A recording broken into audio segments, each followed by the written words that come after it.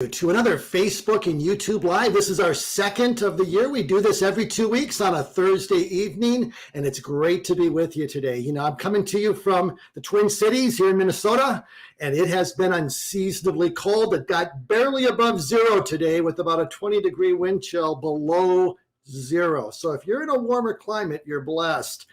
And, you know, I always like to know, the goal of this live stream is to support and serve the needs of nurse educators, to really help strengthen how we teach, to better prepare students for both practice and licensure. And I'd love to know who's out there tonight. So the bottom line is that, we've got a chat feature here that we can connect and communicate. And so just let me know who's out there, where you're from, and hopefully staying warm wherever that might be. So I want you to know that if you're kind of wondering who I am, if you're checking this out for the first time, my name is Keith. I'm the founder of Keith RN, and it's a resource for educators. And my passion and my vision is to really see the academic practice gap closed in our lifetime. It's been existing for about 50 years. The gap between how nursing is taught and how it's practiced. We need to shrink that to really strengthen, the practice readiness and clinical judgment that our graduate nurses must possess. And, one of the current challenges we're facing right now, one of many that I think is important to kind of be aware of, is that an article came out by Joan Kavanaugh at the Cleveland Clinic.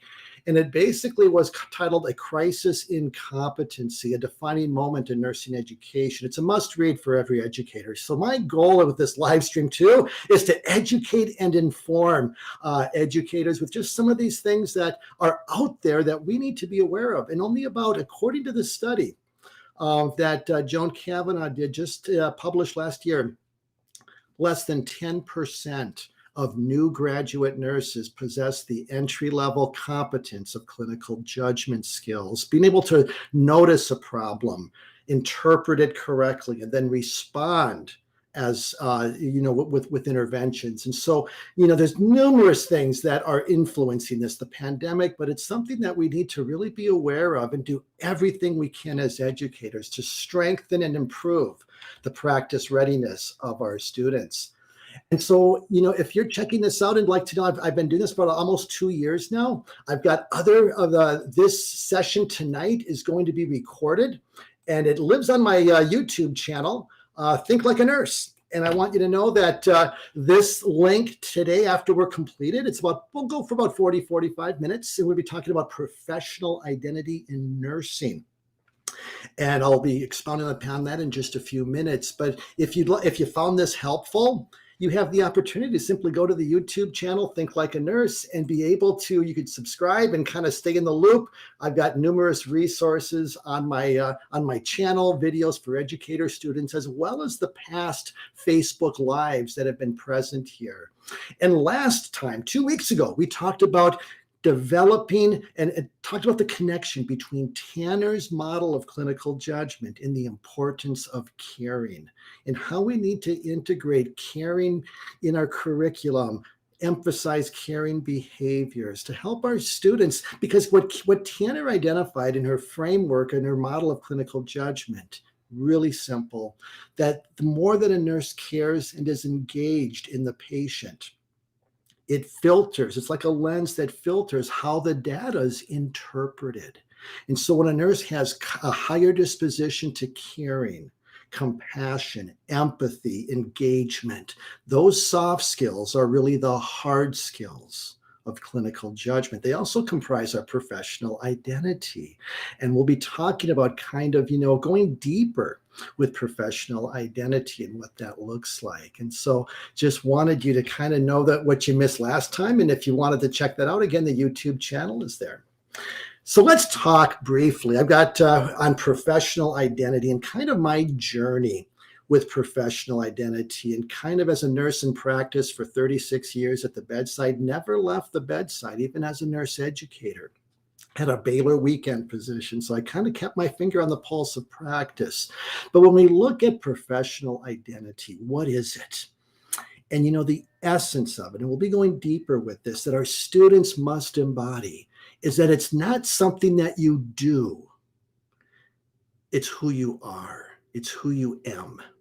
Think about this. The Marines, remember this commercial about 20 years ago? For those old enough, the few, the proud, the Marines. That's who I am. And it's like as our students, I think oftentimes they see nursing as something they do, but it's not something that they what does it mean to embody what it means to be a professional nurse? And physicians have had a very strong sense of professional identity. They teach this in med school, what it means to care. How do you carry yourself as a physician? How do you treat your colleagues? What does that look like? They drill deep on professional identity and really kind of being that identity of a physician. In nursing, we've struggled with that. And I think we're continuing to struggle with that. But really, I want to say it's really kind of not our fault, because you know what? Medicine has got about a 2,500-year head start on nursing as an established profession. Hippocrates in ancient Greece, that's about 5th century BC. Nursing in the modern era, about 1850 to 1880. America, Isabel Hampton Robb, that's late 1800s. So we're in our infancy, but we have got to do what we can to develop and strengthen our identity and the knowledge of our profession and what that looks like. And so today's topic, we're going to kind of go a little bit deep on that topic. And I guess, as we look at just, where I connected with my two presenters today, Kristi Frisbee and Deb Liebig. I wrote 6 years ago the student textbook, Think Like a Nurse, Practical Prep for Professional Practice. And I had caring. I had the importance of compassion. I kind of had it here, there, and everywhere. And I saw a webinar 2 years ago with Nelda Godfrey, who's really at the forefront, leading this movement of forming a professional identity in nursing. And I saw at her conference. I reached out to her. And it resonated with me because what Nelda's doing, and those that are kind of, a part of this movement within nursing, and it's bigger than nursing education, though that's where it needs to begin, but is defining what is our identity and how we can strengthen that. And so Nelda referred me to Kristi and Deb to write the new chapter that I was going to develop on professional identity. I wasn't the one to write it. So Kristi and Deb graciously did. And I've got an upcoming textbook for students I'll talk about here at the end of the broadcast here. But in essence, I'm excited to have with me the co-authors of Developing a Professional Identity in Nursing, who wrote the 5th chapter of my first volume, Think Like a Nurse, Laying the Foundation for Professional Practice, and Kristi Frisbee. I'm going to start with Kristi and open her up. Welcome, Kristi. She's an associate professor at Pittsburgh State University in Pittsburgh, Kansas, who's taught in all program levels for 19 years. Her interest in healthy work environments led her to the involvement in the work of the International Society for Professional Identity in Nursing. She's been involved with the Advisory Council from its initiation in only 2018. This is only 4 years old, but it's an exciting thanks. And thanks for joining us tonight, Kristi. So she is academia. So again, like I said, PIN and professional identity in nursing is bigger than just for something that we teach our students, but it's something that is also part of practice. And so I've got another colleague, Deb Liebig, is the program manager in the Accreditation and Regulatory Department at Children's Mercy in Kansas City. She began her nursing journey in 1988, has spent the last 20 years in nursing education in the practice side. She currently holds board certification in nursing professional development, and it was her love of education and passion for the profession that encouraged her to move into the world of regulatory compliance to lead and develop the next generation of healthcare professionals while providing quality care. And so, Deb and Kristi, it's a blessing to have you here tonight, and thank you so much for joining us in this conversation. And as we look at the challenges facing nursing education, not only just education, but more importantly as well in practice, the pandemic, the burnout, the death, of patients, and how that hits nurses, the low morale. as you look at just kind of where we're at and as it relates to professional identity, I'd love to know your story, how you became involved and what resonated with you to kind of 4 years ago begin this journey of really kind of working with Nelda Godfrey and that collaboration to be a part of this movement. Thank you, Keith. It's good to be here. Well, I rather serendipitously ended up involved with this initiative that Nelda Godfrey started and initiated in 2018 with a think tank. And my director was actually the one that was invited to attend the think tank, and she was not able to attend. So someone asked if I could fill in. I'm still filling in. Okay. I have been out of that first think tank came an advisory council. I've been on the advisory council since the beginning. I chaired the committee that fleshed out one of the domains. I'm working on several work groups, including the dissemination committee, the propelling the science committee, and the advanced nursing integration team. And I also co-chaired the symposium planning committee for 2021, which was a lot of fun. So I'm here to stay. I'm no longer filling in. I am here as Kristi Frisbee, and I am a nurse. All right. And we'll be going deeper on this, Kristi, in just a couple of minutes. So okay. Looking forward to that. And Deb, what about you and your story? You're on the practice side. So how do you kind of get connected to this and get hooked in? So my pathway to this initiative is a little bit different than Kristi's. As anyone who knows me knows, I am so passionate about the nursing profession in general.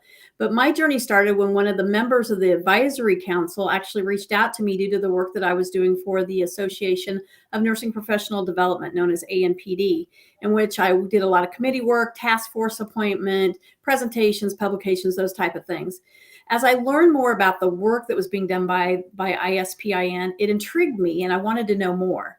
So I had a follow-up call with Dr. Nelda Godfrey, who's the Associate Dean of Innovative Partnerships and Practices at Kansas University School of Nursing.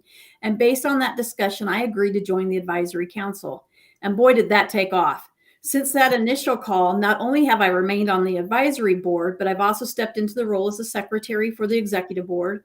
I agreed to be the liaison between ISPIN and the National Student Nurses Association, known as NSNA, and I also co-lead the Healthy Work Environment subcommittee.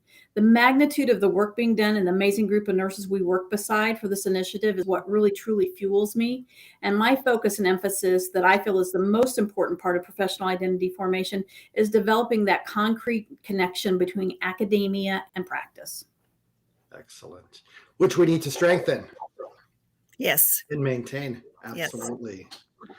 And, and Deb, you're in practice. And so I think it's really important that we talk about some of the challenges that are facing the nursing profession as a result of the pandemic. And I would just like you to give our audience kind of a frontline view of what you're seeing in your setting clinically and how the pandemic is really impacting the nurses on the front lines, because our students are graduating, they're going to enter, they're going to the front lines of a really intense battle. And I just like to know, what is it, that they're going to face and experience? What are these challenges? And let's identify the challenges first, and then let's kind of lead into how developing a professional identity, defining it, can then help be part of that resiliency to help them overcome the tendencies of stress and burnout and the consequences of that. So what are we seeing on the front lines, Deb? That's really important that we understand that very clearly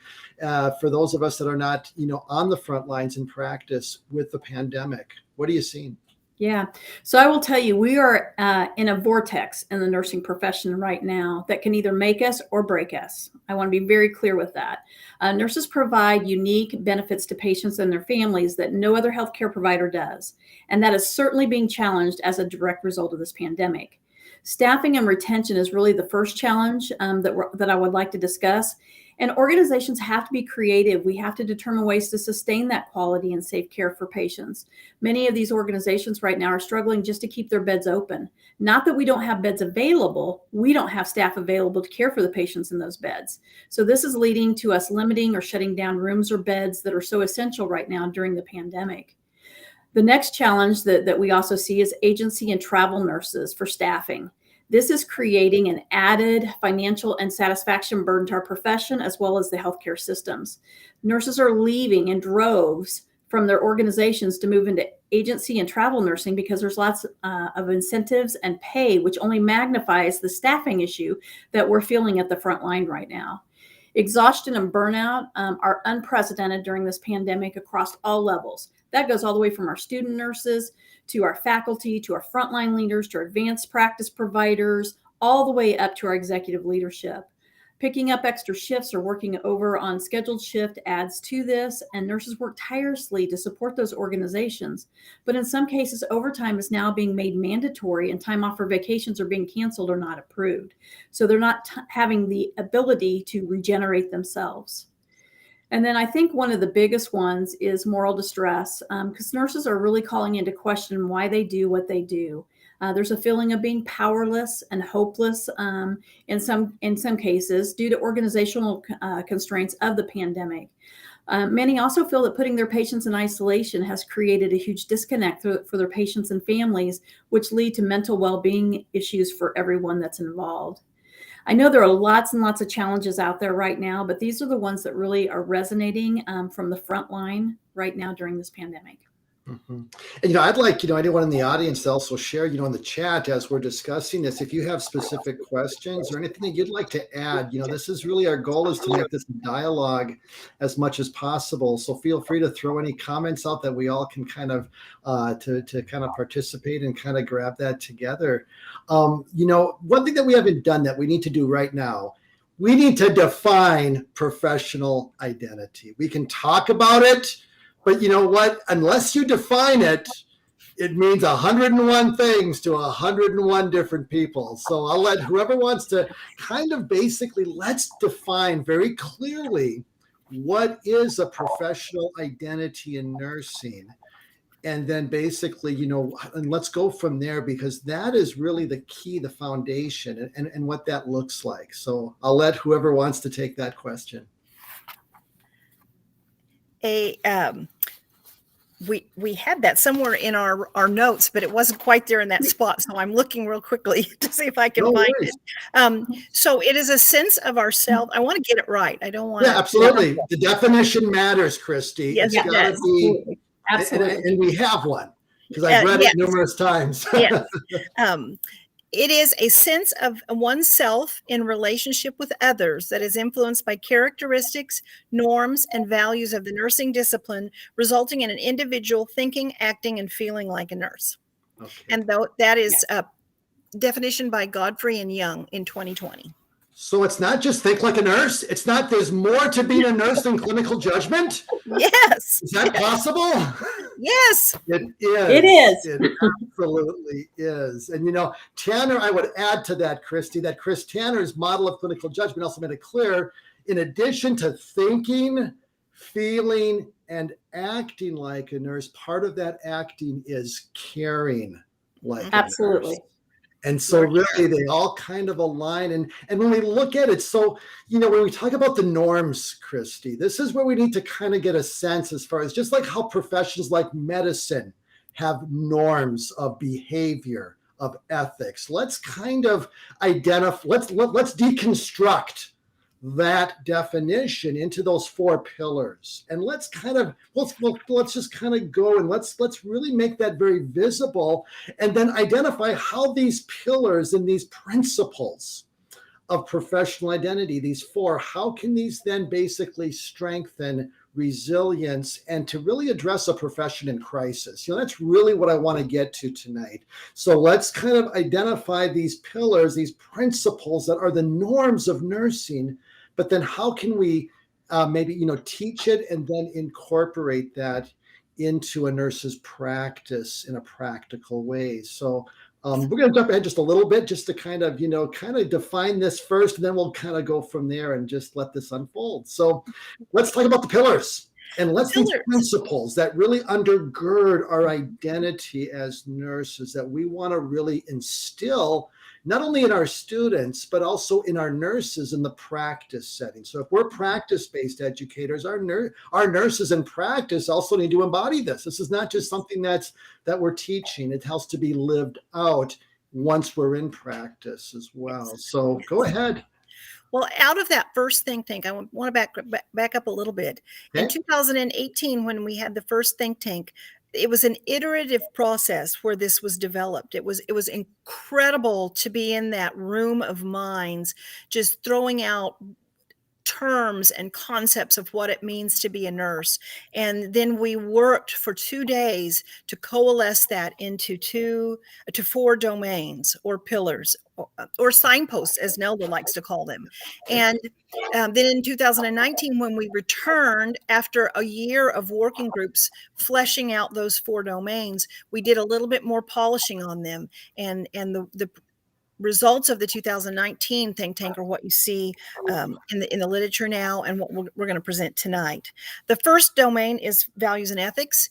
And so we define values as a sense of what is important in a person's life, organization, and profession, and ethics as moral principles or a set of rules that govern behavior or conduct of a person, group, or culture. And these two together lay the foundation for sustainability of our organization. It's truly our ethics and our values that undergird us. And that's a powerful statement and a powerful thought. And that's being challenged with this pandemic.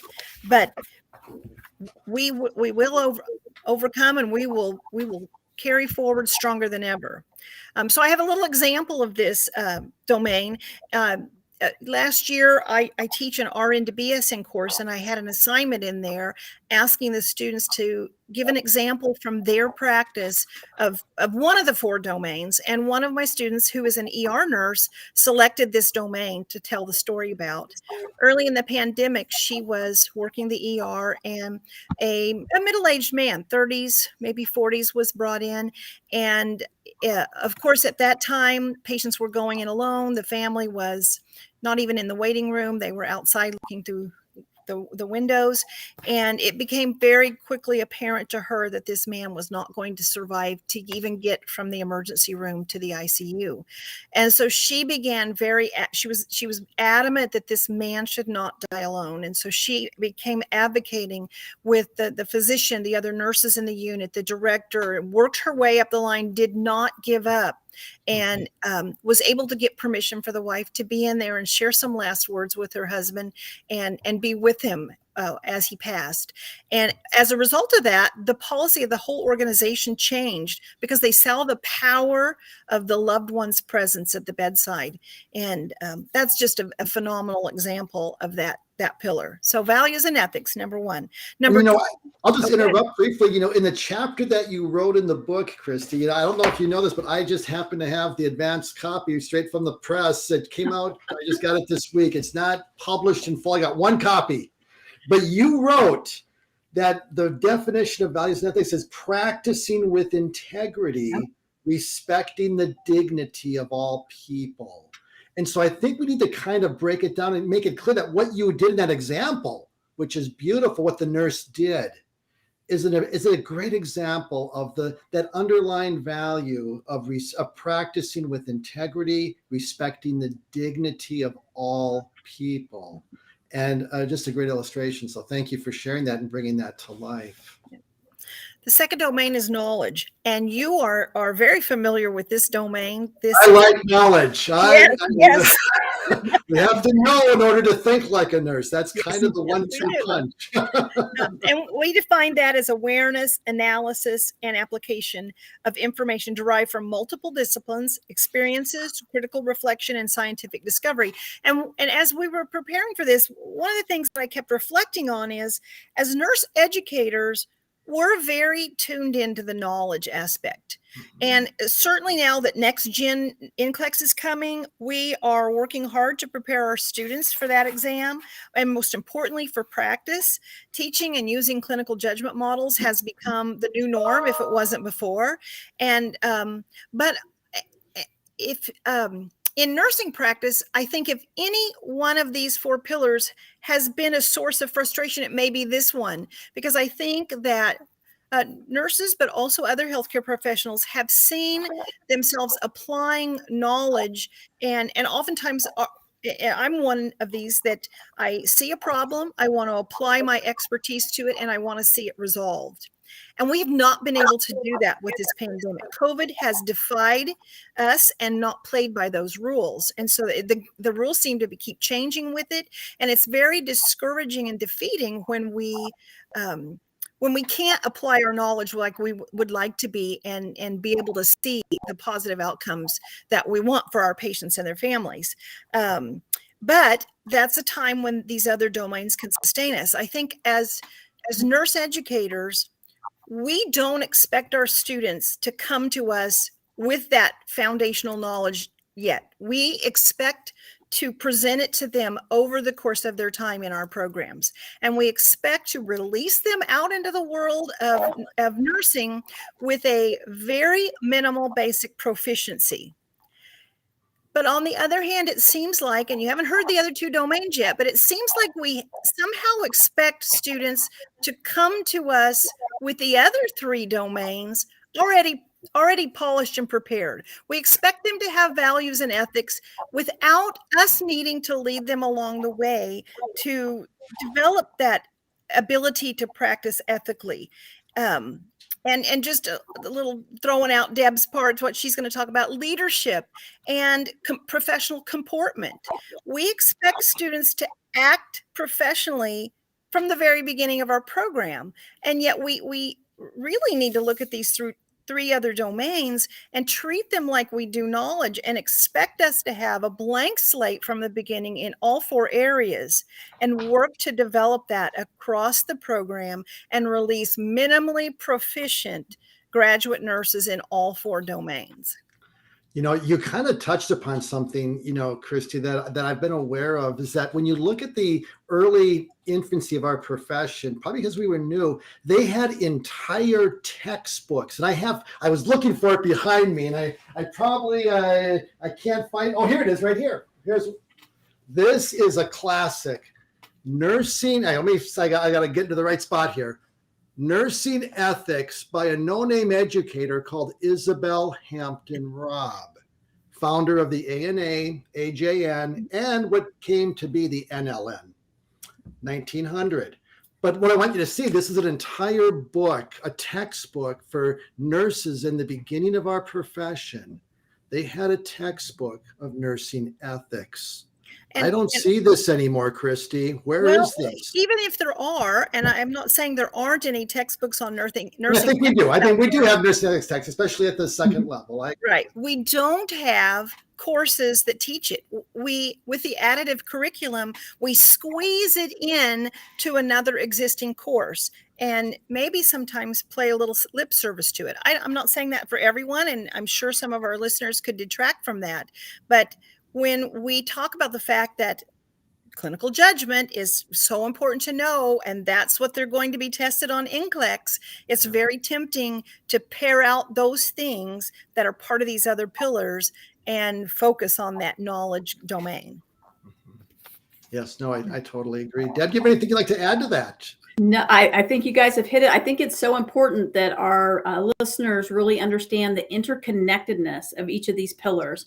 While they are all freestanding pillars, they march in and out of each other. And so it is a constantly evolving process for this initiative. And that's really what I want our listeners to be aware of and really think through an open lens with that.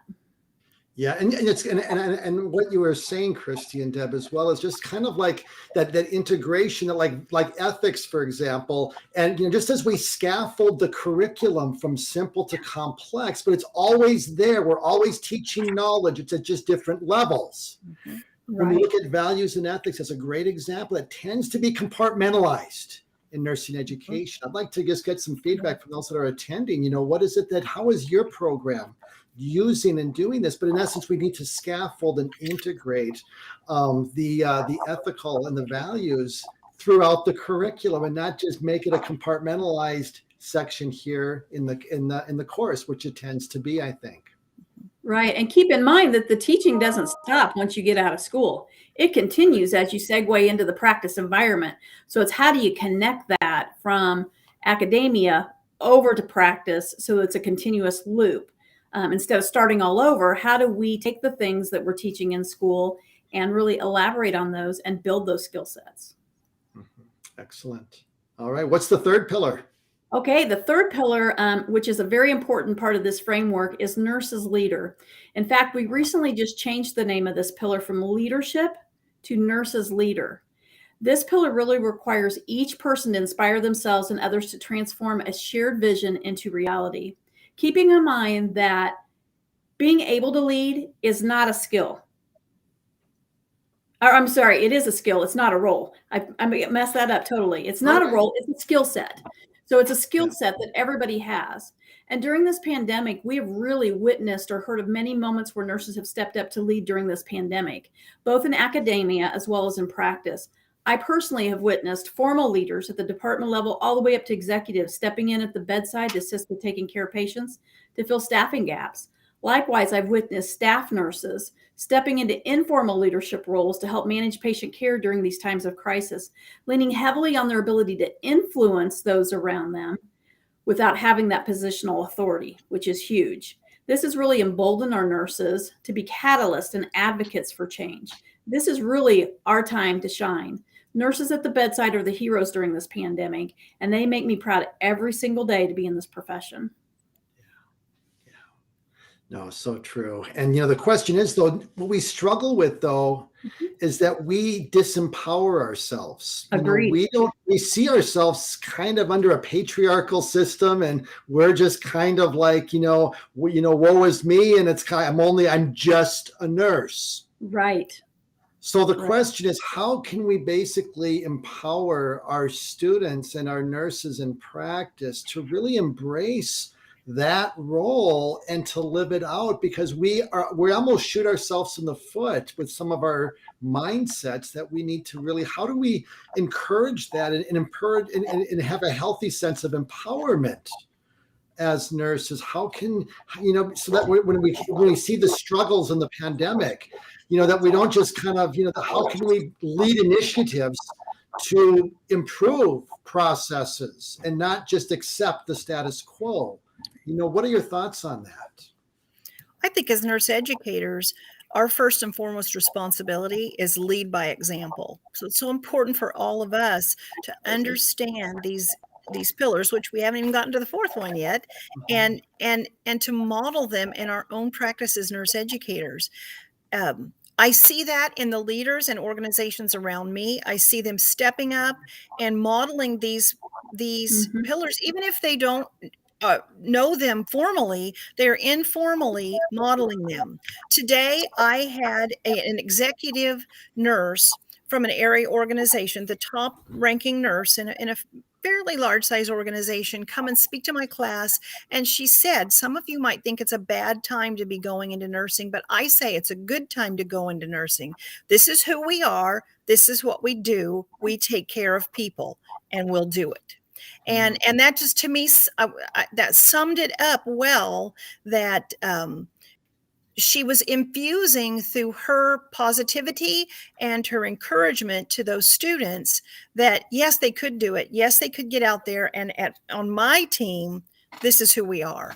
And I thought that was a great example of use of the formal leadership role to model it. And we can do the same as nurse educators with students. Yep. I wholeheartedly agree with that. As I think about how do we get our nurses to stop thinking that they don't have any positional power. You don't have to have a title to push that positional power. There are other ways to do that and advocate for that.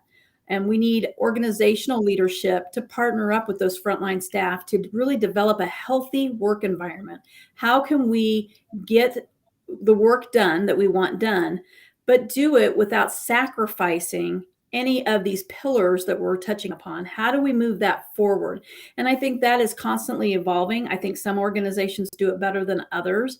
But I think this pandemic has put a spotlight on the resources needed to keep our frontline staff healthy, not only physically, but mentally. And so how do we move that forward? And I think that's going to be, in the years to come, that we're going to learn a lot of that based on this pandemic, and that will really help propel us into the future. Okay. Excellent. All right. What's the fourth pillar? There's one more. There is. And this is one of my favorite pillars. All right. Let's talk about it. Yeah, professional comportment is the final pillar, and it's one that a lot of people may not be familiar with. And it's really defined as the nurse's professional behavior demonstrated through their words, actions, and their presence. In essence, it's how we effectively conduct ourselves in a dignified manner. So why is that important for our profession? Well, in the absence of this component, we may see a culture of aggression and incivility, which can lead to gaps in patient and staff safety. Students and nurses have been faced with moments of bullying and intimidation in both academia and practice environments during this pandemic for advocating for vaccinations, masking, and social distancing. This comes not only from our patients and our communities, but also from their own families in some areas. Staying steadfast in our ability to remain calm, portray consistency, and remain engaged regardless of this adversity sets an example for others. Throughout this pandemic, even though we are weary, tired, and exhausted, we continue to actively advocate at the bedside and beyond for our patients using the care and compassion that is so essential to each of us. Keep in mind that every one of us has dealt with the pandemic in our own unique way, and how a nurse responds is a direct correlation to how each individual relates to either floundering or flourishing in our profession. It is definitely an indicator of their resiliency. And I would be remiss if I didn't point out that we've had many, many amazing moments in nursing that this pandemic has brought on. I know we've talked a lot about the challenges and some of that negativity, but I want to point out that we are seeing innovative solutions to healthcare problems through increased teamwork and interdisciplinary collaboration. And it's essential that our profession embraces and celebrates these moments as well. Keith, I'd like to add too that professional comportment is how we advance our position as leaders on the healthcare team. It's how we rise from that subjugated position into one that's an equal footing with everyone else. If we know the knowledge we have and the values and ethics we have and the unique service we have to bring to the table to our patients and their families, we can stand confidently in that, and with professional comportment we can rise to that nurse as leader and fully assume our place at the bedside and at the boardroom and anywhere healthcare teams work together to promote health in our country and our world, actually. Mm-hmm. No, I totally agree. It's an international. I mean, it's not just contained here in the United States. It's across the entire globe that these can impact. So when you look at, for example, Kristi, that we are the ones who are training the next generation of nurses, and Kristi's getting them after they graduate. So we kind of have to have this 1-2 punch. But as you look at it, Kristi, let's kind of just give us a 30,000 foot view. We've kind of shared some practical strategies, but how can we in nursing education, what are some things that we can do to strengthen and establish a clearer sense that you're one of the few, the proud, the professional nurse, and communicating that effectively? Because we have way too much dysfunctional behavior. Or we've got cheating that is endemic, that's unbecoming of a professional nurse, yet it's endemic in our programs. How can we raise that bar and really begin to enculturate without, which is so hard to do because we don't have the practice hours in the culture? So what can we do differently to try to just really create that culture and fostering and forming a professional identity from the very beginning of our students? How do we begin to take even a step or 2 or 3 by making these pillars practical? Or what are some principles to make the pillars practical? I guess that's what I'm trying to ask. You understand? Yes. All right. So I've already said the first thing we do is model it. There's the old saying that more is caught than taught, and especially in a professional training. Students are going to model the people that they value and respect the most. And so if they're going to model us, hopefully they value and respect us, then we want them to be modeling the very best that we can. And it's hard too, because educators are weary and worn as well. We have experienced so not nearly the level of moral distress that our colleagues at the bedside have, but it has had a level of stress. Flipping all the way to online education in the middle of the spring semester of 2020, losing half a semester of clinicals for many of us, and having to figure out virtual ways, and having students that felt like they lost out on part of their training, and then carrying on. It's still hard. So I don't want to negate the difficulty for nurse educators, but the future of nursing is literally in our hands, because we have the future of nurses in our hands. And so we have to model it first and foremost. Yeah. And secondly, we have to infuse our curricula with it. I am teaching a class right now. It's integrated pathopharm and health assessment. It's almost the same way right now. We need to have an integrated professional identity. So when we're teaching about the knowledge, we also add the values and ethics. We add the nurse's leader, and we add the professional comportment. And we're talking about that, teaching it, modeling it, incorporating it into simulations, modeling it and discussing it at clinicals, maybe even looking at case studies of good. I like case studies. Yes, I'll vote for that. Good professional identity in nursing, and not so good professional identity in nursing. Right. Absolutely. And just it has to be at the forefront of our minds. I know probably to some nurse educators, curricular thread is a bad word. And sometimes we look at topics that people say need to be a curricular thread, and we pay lip service to it, but we don't really do it. But I think our profession demands that we do this for the future of nursing, and really integrate all of it together as we move through the program. Yeah. And, I think we have to, remember that not only is it just curriculum, but we have to look at the emotional well-being of our students as they go through this process. Just like the frontline staff are experiencing some of that burnout and some of that exhaustion, they're feeling the brunt of that, whether that be from the nurses themselves or they personally are experiencing that. And that's causing some students to actually leave the profession before they even get started. And so I think we have to keep our eyes and ears open and really watch for that in the academic setting, so that we can make sure that we're setting them up for success. Yeah. And, I'm going to close with this question before we kind of, and I'm going to kind of just, since the majority of those who are watching this are nurse educators, we're also tired, weary, stressed, absolutely. burned out. The pandemic has affected us. Let's not just kind of, practice is absolutely the front lines, but we're pretty close.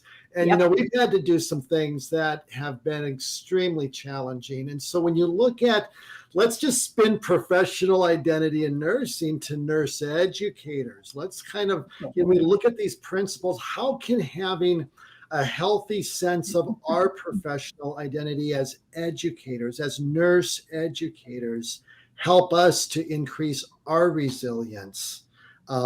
Because we face unique challenges as well. So what are your thoughts on that, Kristi or Deb? Deb, you go first.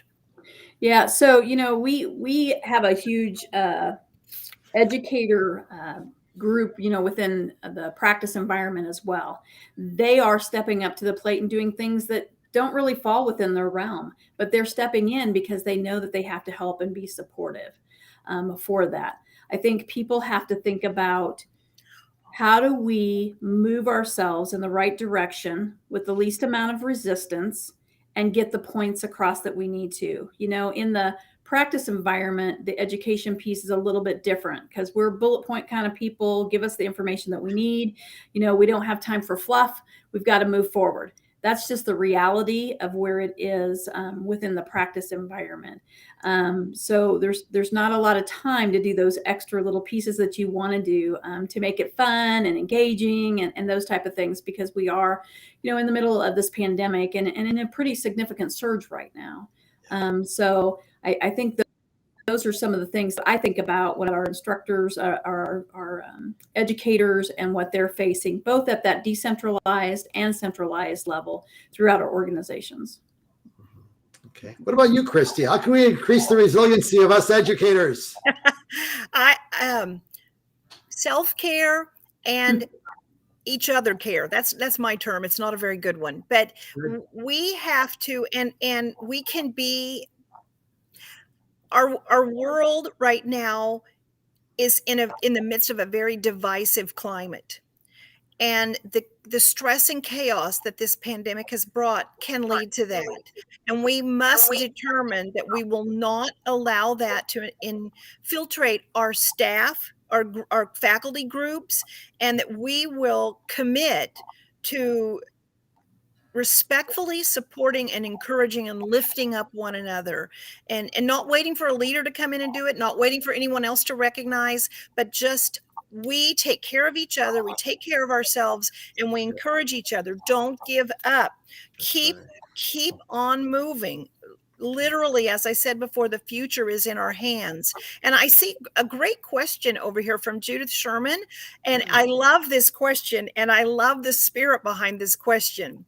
What is a good role for retired nursing instructors to support nursing and nursing education? And I just love that. So from a nursing education perspective, I think a lot of your schools of nursing are working short faculty. And so if you just go to a school of nursing and volunteer, hey, where could you use me? I'm available these days of the week. What can I do? You might be used to proctor test, to help with simulations, any guest lecture, any numerous items. I'm sure if you offer your services, we would take any assistance you would want to give. Yeah, I think you'll see that also in the practice environment. We are reaching out to retired nurses and asking them to come back at a variety of levels, at the bedside, whether that's education and supportive roles.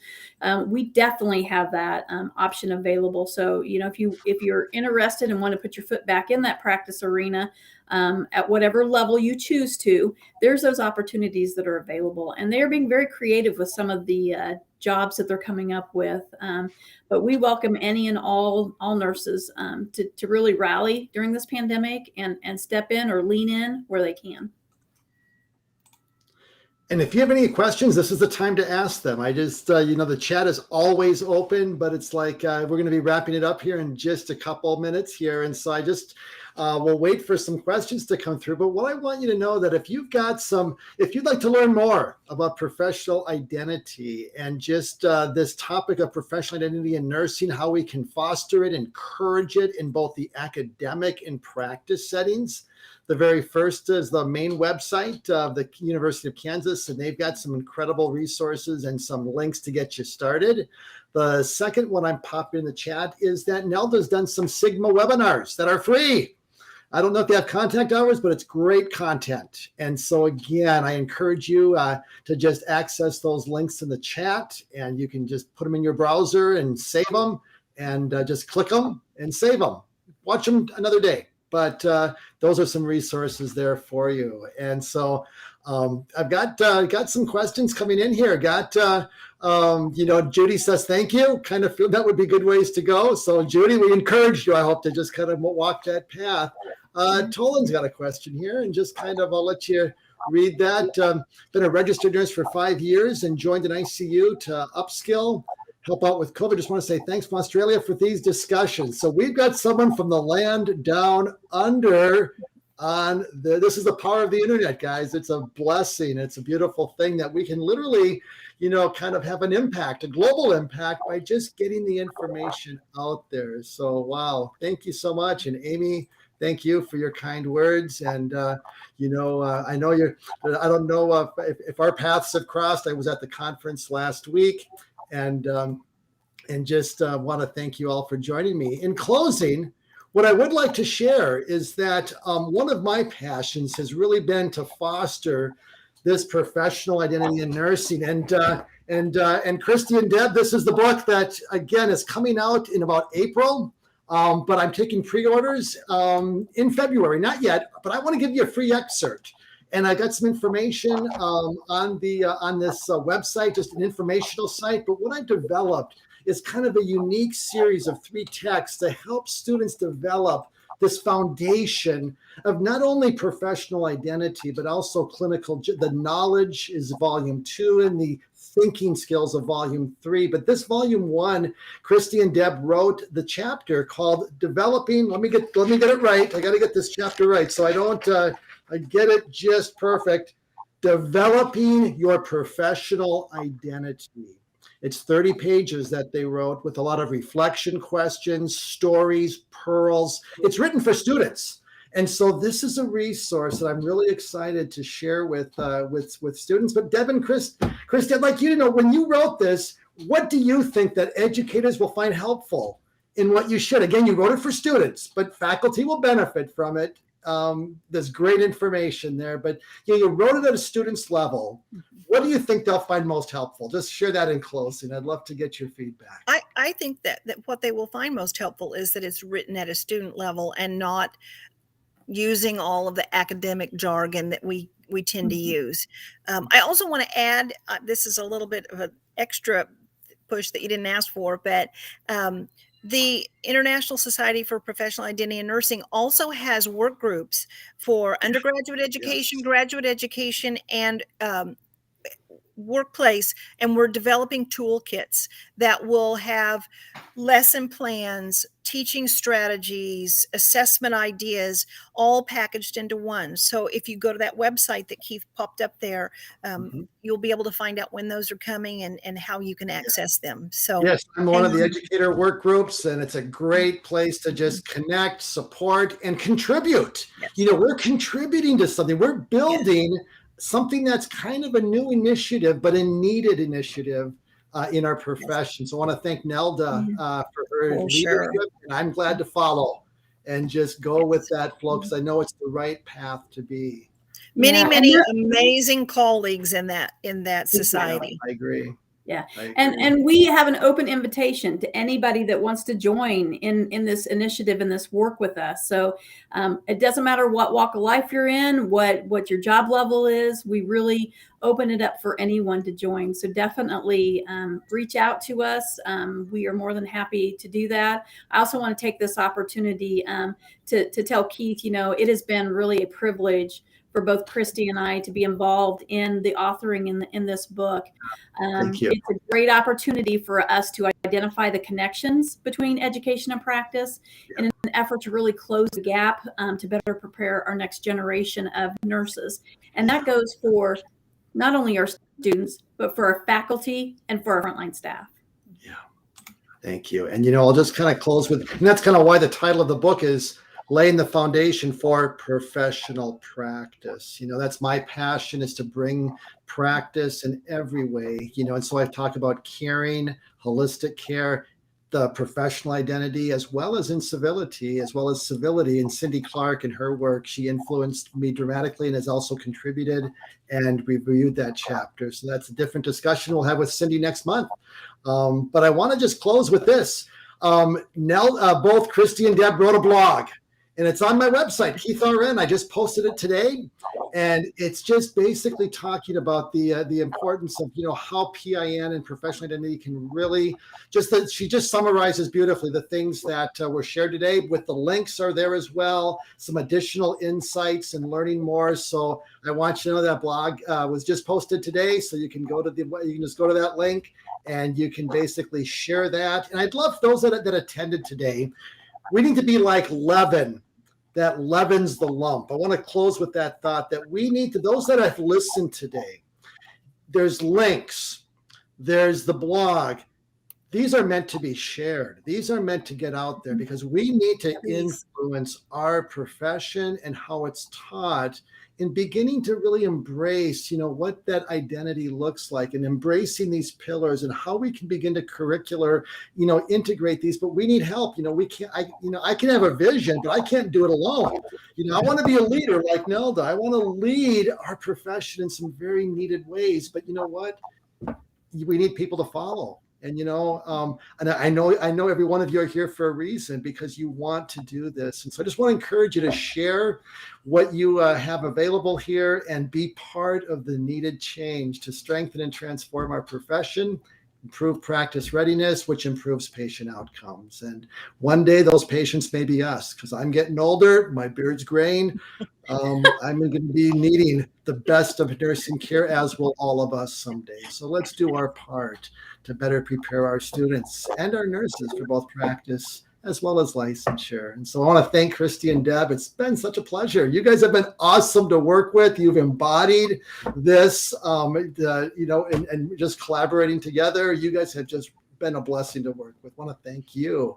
And it's a blessing to have you here today. And let's continue the path. Thank you for all the Make a opportunities. difference together. We're stronger together. And Absolutely. Takes a village. Yeah, absolutely. All right. So guys, we'll see you in 2 weeks. We'll be talking about student success. I've got a couple of experts that'll join us on just helping our students to develop some of the resiliency, grit, and some practical strategies to kind of maybe tie this idea together with professional identity with helping students be successful. So join me in 2 weeks. You guys have a great week. Stay warm, and blessings to you on your journey. Thank you so much. Have a great day. You too. Thank you.